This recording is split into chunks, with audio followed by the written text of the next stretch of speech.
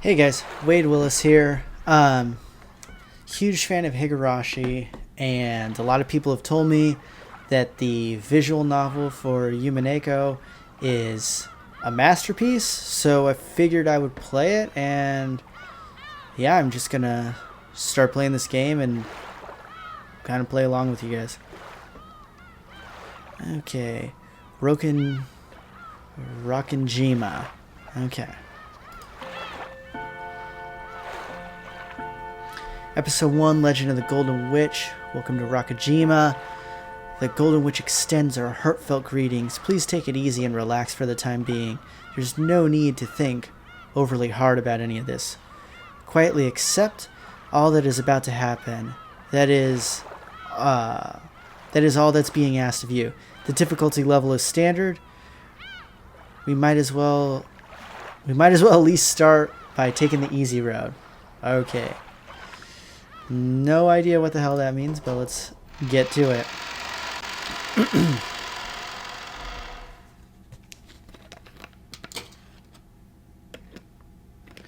New function, tips mode. In the middle of the game, at any time, right click, tips mode. Set the save and load functions. Okay.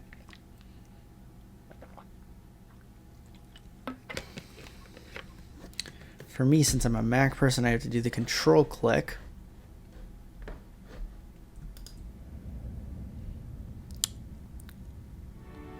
Again. So you still have an okay, wow.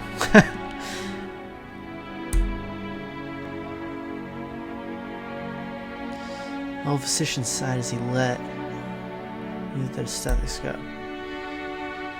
Two elderly men can be seen in the dimly lit study, which was filled with dust and the sickly sweet stench.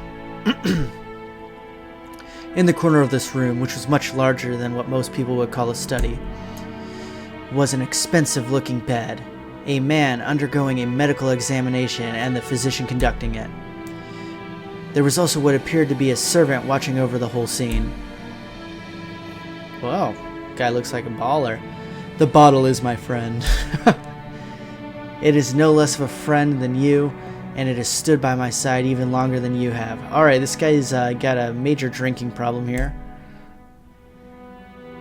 As the man baring his chest for the stethoscope rearranged his clothes, he spoke unapologetically.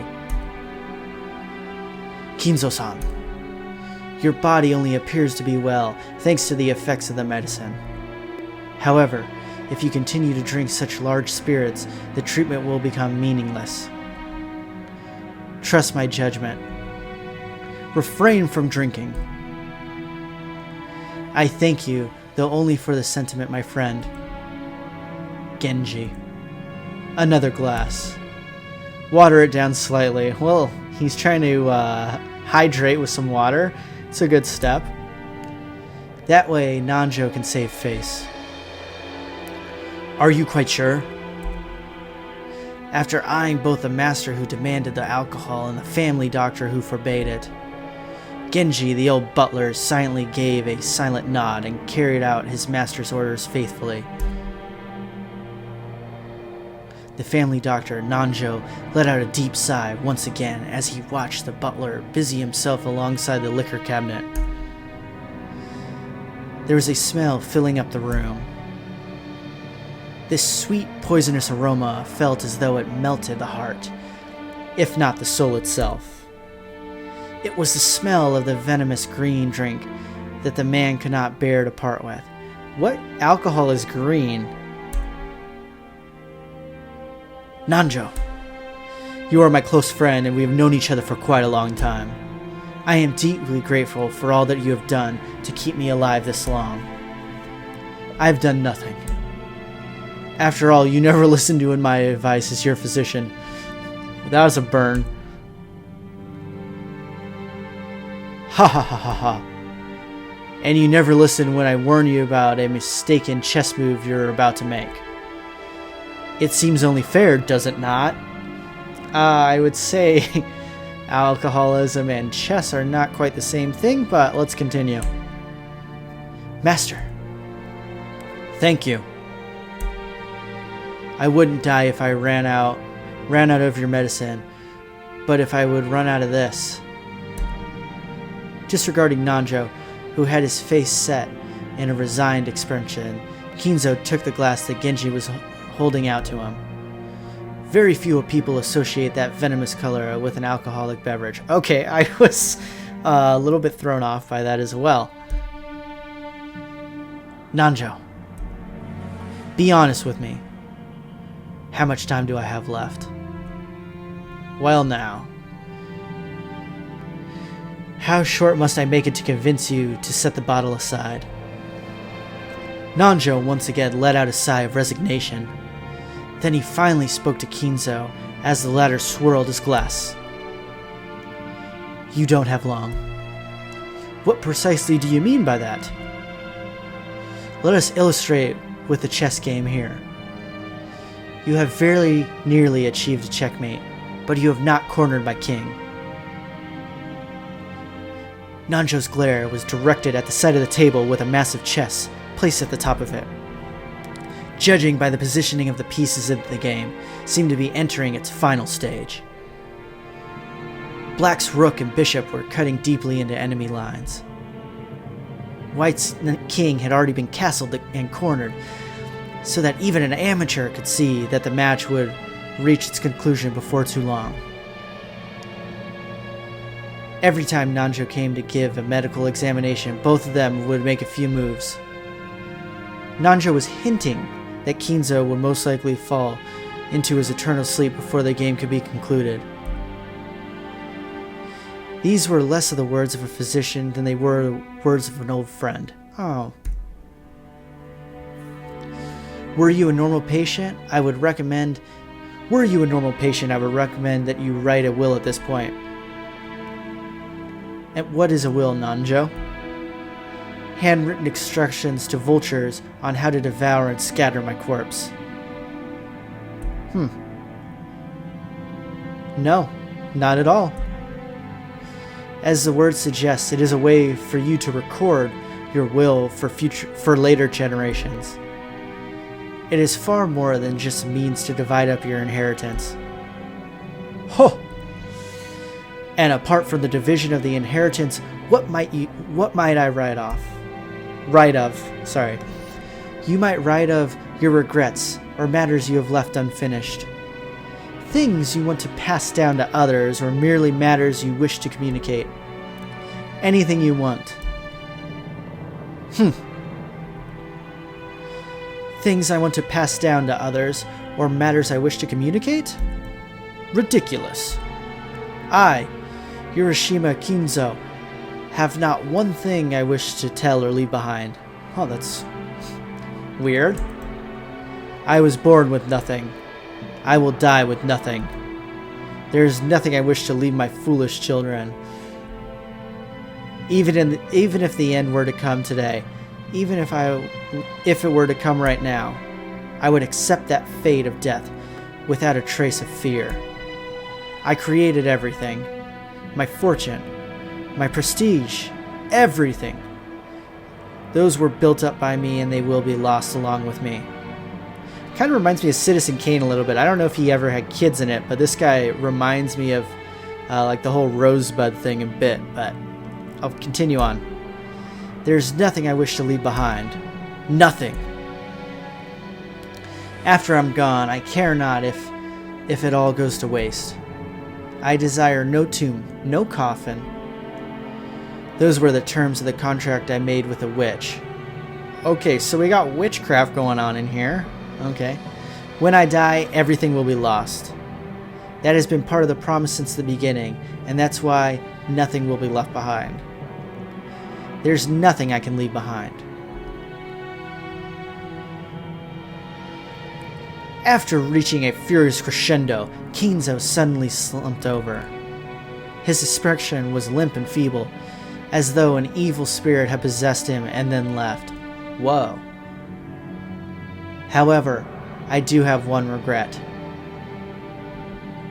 I have nothing to leave behind, but there is one thing I cannot leave undone. You would do well to write it down. Of course, it would be best if you could finish it before your time comes. However, even if the worst happens, those who come after you will carry it to completion.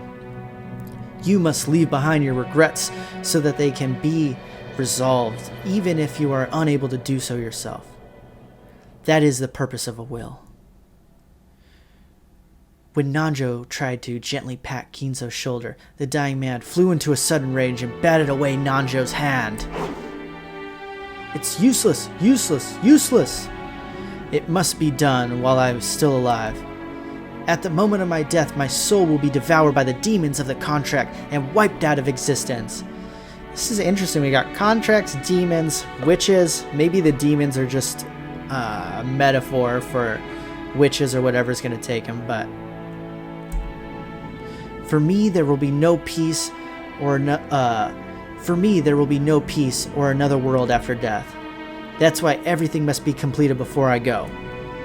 That's why a will has no meaning for me. And even if I had a chance to write such a thing, if I did have a chance, even if I had a chance to write such a thing, if I did have a chance, I'd want to see it. I want to see it one more time. I want to see Beatrice's smiling face one last time. Oh, Beatrice, why have you resisted me for so long? I'll return everything you have given to me. I am prepared to lose everything, so please show me your smile just one more time. I'm assuming Beatrice is the witch that he's probably in love with. Beatrice, I beg of you. You must be able to hear my plea. That's the kind of woman that you are. I beg of you, show yourself to me. You're here, aren't you? You're standing there, invisible, listening to the every word I say. And even now, you're mocking me from somewhere in this room, aren't you? Please appear to me once more and smile. Feel free to scold me, even snatch away my life by your own hands, if you desire. I don't want to die alone like this. I cannot let myself die until I've seen your smile just one more time. Ah, Beatrice, Beatrice! I offer up this life of mine. I offer it up to you. I'm begging you, Beatrice!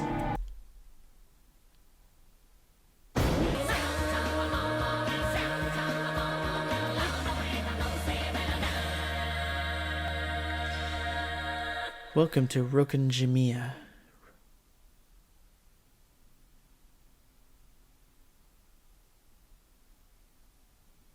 Okay. Oh. 1986.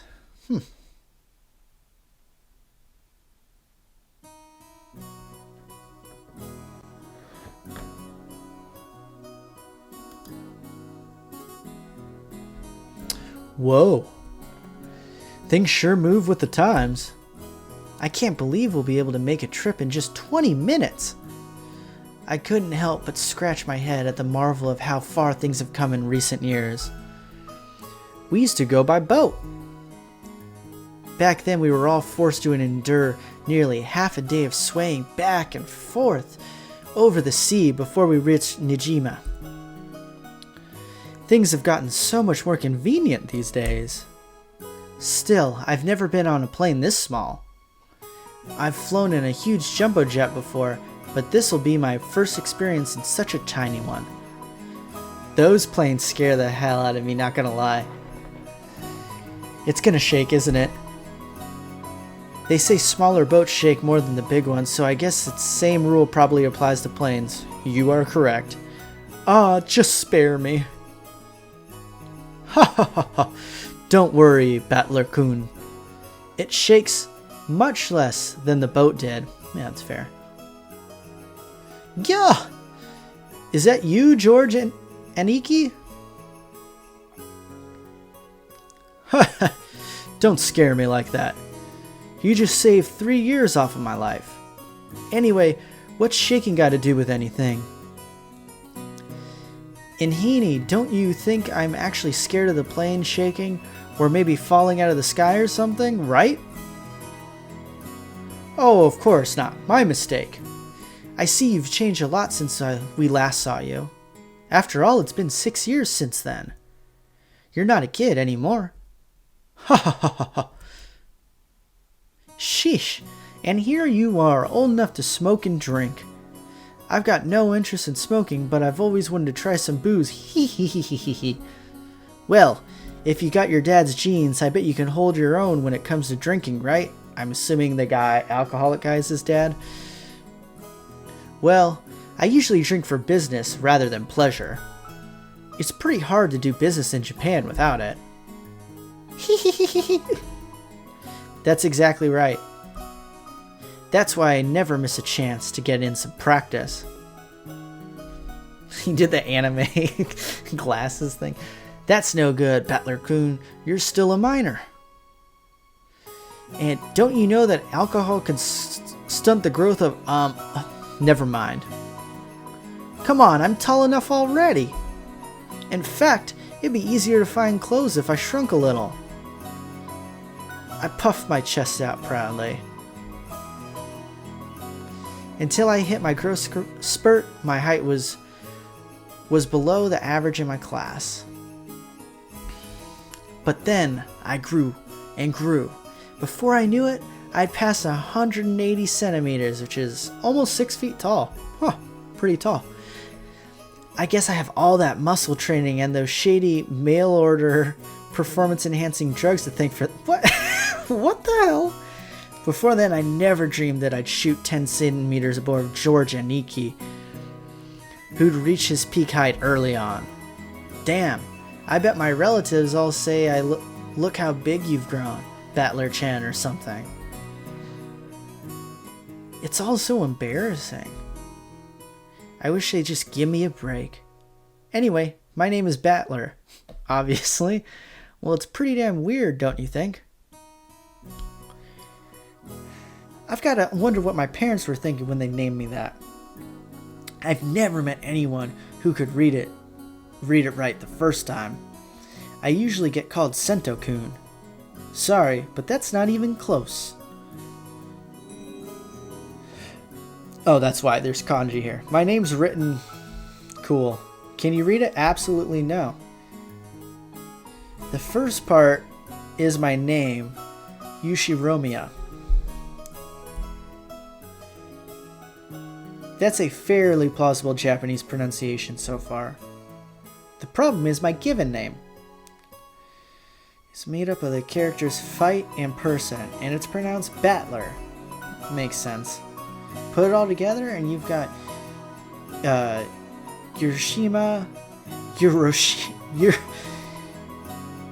Ushirimiya Battler. Oh my gosh, I ruined that. Pretty crazy, right?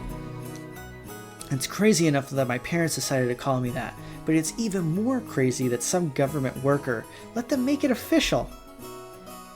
Both groups are at the top of my must-kill list. Anyway, this is one of my cousins. His name is, and it's pronounced Ushiromiya George. He's 5 years older than me, so he must be turning 23 this year. Since Ushiromiya cousins consists of 2 boys and 2 girls, I ended up playing with George all the time. And because I've always thought of him as a big brother, I still call him Aniki today. Ooh, Battler-kun, look how big you've gotten. You know what they say, leave a boy for 3 days and you'll hardly recognize him. It must be in his blood. Rudolph wasn't that tall either until he reached his high school years. Perhaps people end up taller if their growth spurt comes late. Nah, it's nothing special. A real man needs to be tough on the inside too. Oh my gosh, this guy's such a fuckboy. Exactly. Battler-kun here knows how it works. Real men win or lose based on what they've got on the inside. Can't ever forget to keep your training and discipline. You gotta do that. Wait very alertly for the perfect moment and strike. Now, I never even imagined that I'd become a company president that I am today. Master of my own domain. Yep, I think I've come this far after starting penniless and ruined. This stout, plump old guy is George Anaki's dad, Uncle Hideyoshi. He's the husband of Dad's older sister. In other words, we're not blood related. He's nice to children, sociable all the time, and even quick to give us some spending money to us kids. Simply put, he's an awesome uncle. He speaks in an odd and very noticeable Kansei dialect, but he's actually a natural born Kanto man. Apparently impressions are everything in the business world, so speaking in a different style than other people is an act that makes him stick out more. However, I hear he gets embarrassed when talking within earshot of a real Kansai person, so he switches back to standard Japanese. I don't really get it, but he's definitely an interesting person. That sounds pretty interesting. Not gonna lie.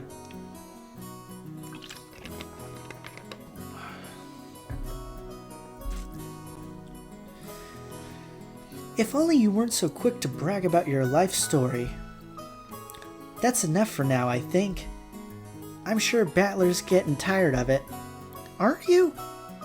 Sorry, my female, not too good.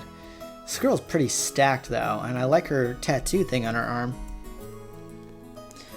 Nope, not at all. Hee. Nothing wrong with that. I think it's pretty cool for a man to have some stories he can brag about. I don't have anything like that at all. Oh, really?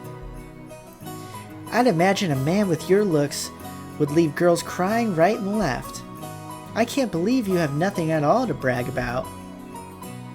What? You're joking, right? Of course nothing weird like that's ever happened to me. Heck, I wish it would. Famous last words. Come on, you aren't fooling anyone. Giggle.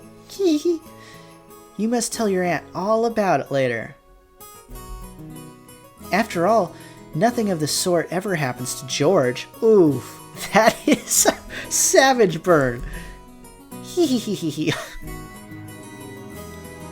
This is George Aniki's mother, Aunt Eva. Or is it Ava? Ava, I think. She's my dad's older sister.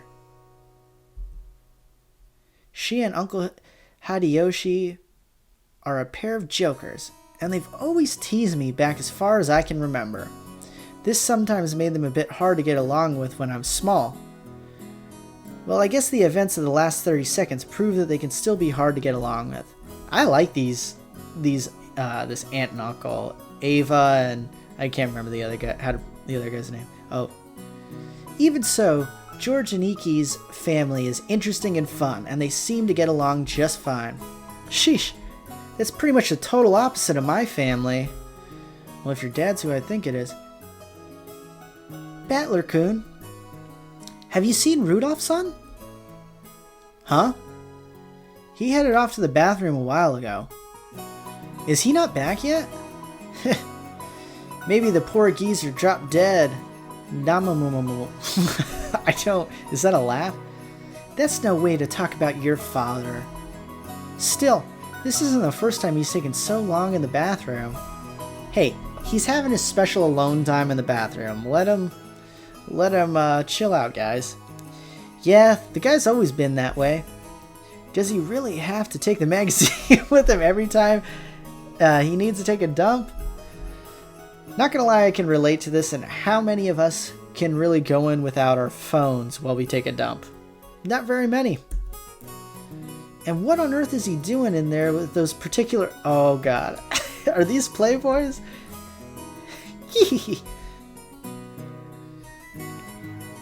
Oh, you don't need to worry about that at all. Since we've been together, I haven't let him do that on his own. Oh! So she's just smashing. I'll have to give you the juicy details later. What? Why would you want she tell her the guy's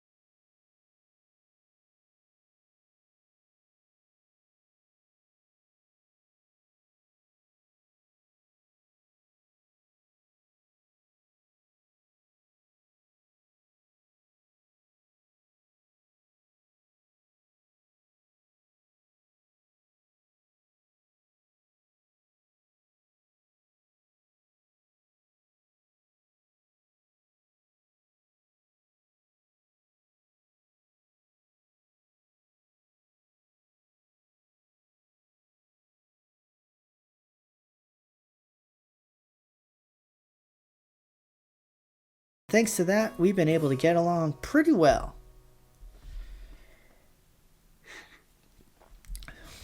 Then, just as we were bad-mouthing Dad about being in the bathroom, the man himself came back, wiping his hands with a handkerchief. I hope he washed them. Battler? Hey, what's up, Dad? Ow, ow, ow, ow, ow. Don't pinch my ear. So you've been talking trash about me with Mom again, haven't you?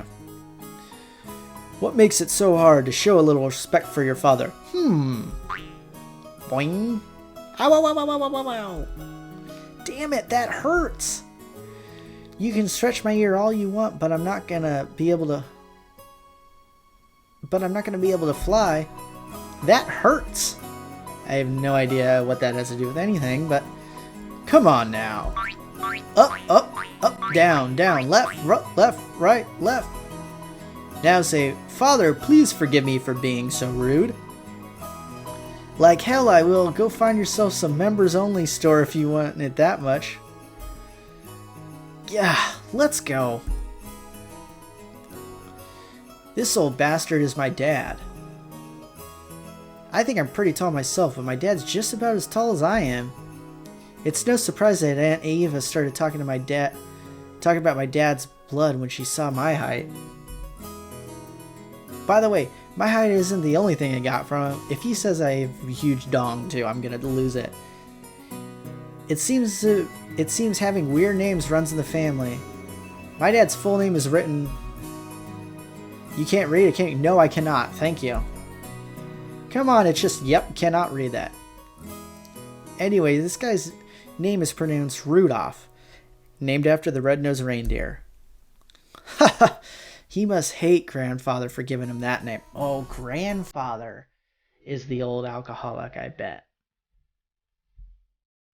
Still, that's no reason to pass that weird naming tradition on to me. Boink. As the old bastard twisted my ear all over the place, Aunt Eva snuck up behind him and grabbed his ear. Hey, Rudolph.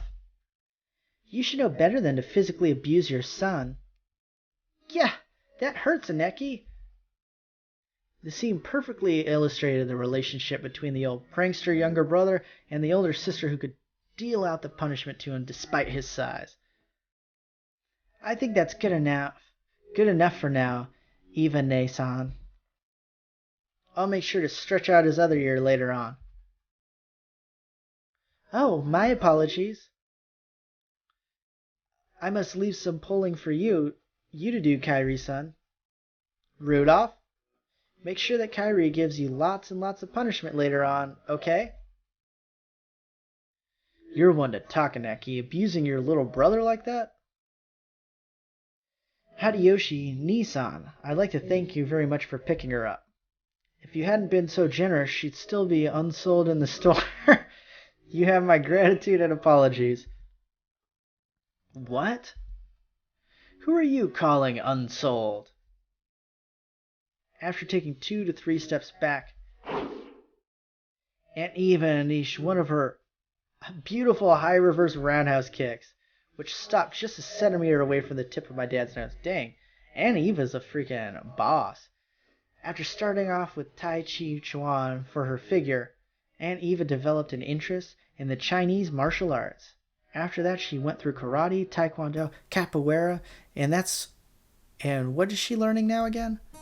Well, anyways, they say this woman's weapons are in her lower body. And that's literally true for Eva. I disagree. Look at those knockers. Those are weapons for sure. Rudolph? Did you know that a single direct blow to the side of the head like that would knock you unconscious? Not so long ago, I accidentally connected in a practice match with my opponent, and he was out cold. Sheesh, what a pain. I'm so sorry, she can't help walking like a freak. Dad completely unfazed shrugged and smiled, ironically at Uncle Hideyoshi.